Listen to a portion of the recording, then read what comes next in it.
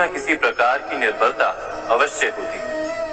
जैसे कोई बहुत तेजी से दौड़ नहीं पाता तो कोई अधिक भार नहीं उठा पाता, कोई असाध्य रोग से पीड़ित रहता है तो कोई बड़े हुए पाठों को स्मरण में नहीं रख पाता। ऐसे अनेकों उदाहरण और भी हैं।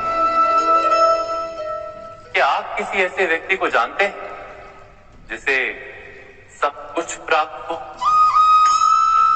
और हम जीवन की उस एक निर्बलता को जीवन का केंद्र मानकर जीते? इस कारणवश हृदय में दुख और असंतोष रहता है सदा।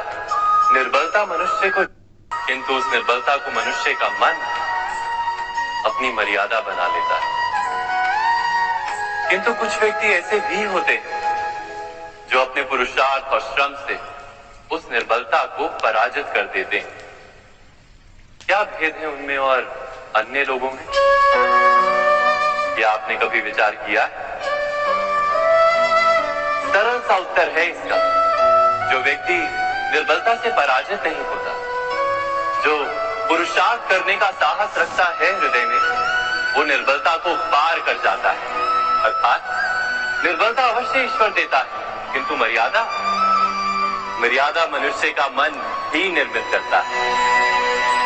स्वयं विचार कीजिए।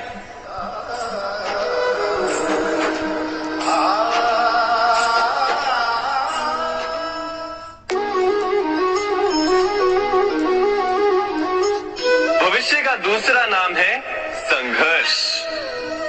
हृदय में आज इच्छा होती है और यदि पूर्ण नहीं हो पाती तो हृदय भविष्य की योजना बनाता है।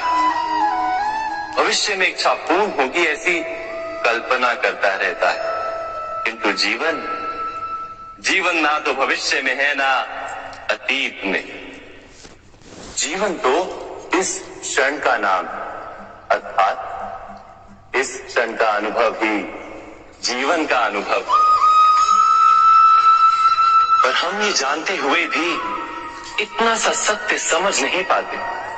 या तो हम बीते हुए समय के स्मरणों को घेर कर बैठे रहते हैं, या फिर आने वाले समय के लिए हम योजनाएं बनाते रहते हैं और जीवन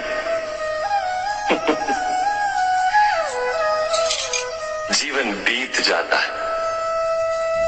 एक सत्य यदि हम हृदय में उतार लें कि ना हम भविष्य देख सकते हैं, ना ही भविष्य निर्मित कर सकते हैं, हम तो केवल धैर्य और साहस के साथ भविष्य को आलिंगन दे सकते हैं, स्वागत कर सकते हैं भविष्य का। तो क्या जीवन का हर पल जीवन से नहीं भर जाएगा?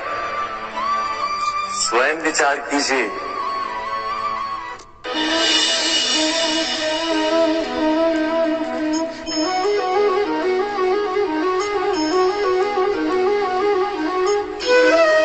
ज्ञान प्राप्ति सदा ही समर्पण से होती है, ये हम सब जानते हैं। किंतु समर्पण का वास्तविक महत्व क्या है?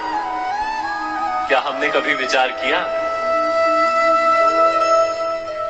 मनुष्य का मन सदा ही ज्ञान प्राप्ति में विभिन्न बाधाओं को उत्पन्न करता है। कभी किसी अन्य विद्यार्थी से ईर्ष्या हो जाती है, कभी पढ़ाए हुए पाठों पर संदेह जमता है, और कभी गुरु द्वारा दिया गया दंड मन को अहंकार से भर देता है। नहीं, क्या ऐसा नहीं होता? न जाने कैसे कैसे विचार मन को भटकाते हैं, और मन की इसी अयोग्य स्थिति के कारण हम ज्ञान प्राप्त नहीं कर पाते। मन की योग्य स्थिति केवल समर्पण से निर्मित होती है। समर्पण मनुष्य के अहंकार का नाश करता है, ईर्ष्या, महत्वाकांक्षा आदि भावनाओं को दूर कर हृदय को शांत करता है और मन को एकाग्र करता है। वास्तव में ईश्वर की सृष्टि में ना ज्ञान की मर्यादा है, ना ज्ञानियों की। गुरु दत्तात्रेय ने तो गाय और श्वान से भी ज्ञान प्राप्त कर लिया था।